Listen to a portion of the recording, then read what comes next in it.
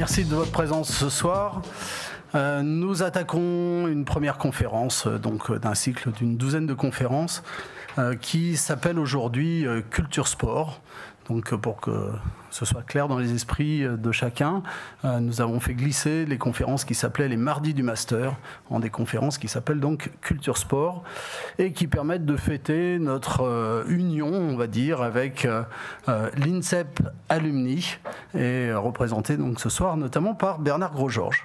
Donc tout ça pour dire qu'on essaye une nouvelle formule cette année, une formule où on a déjà un comité qui permet de construire toutes ces conférences et donc de les adapter, nous semble-t-il en tout cas, aux besoins de l'INSEP et du master.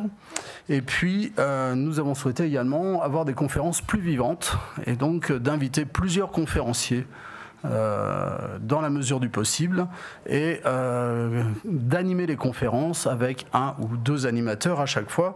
Et enfin, nous souhaitons donner un peu plus de place aux questions. Donc sachez, chers conférenciers du jour, que vous serez normalement plus interrogés. Tu prends tes responsabilités, Patrick.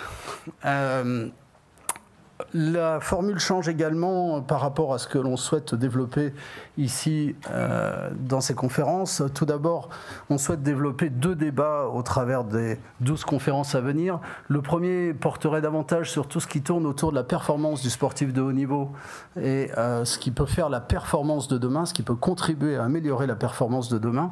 C'est donc la partie donc pour vous de gauche de ce tableau où on va s'intéresser avec les différents conférenciers qui vont intervenir à la fois aux sportifs de haut niveau et à sa façon de construire la performance. C'est notamment ce qui va se passer ce soir puisqu'on va aborder la question de l'accompagnement du projet de vie des sportifs.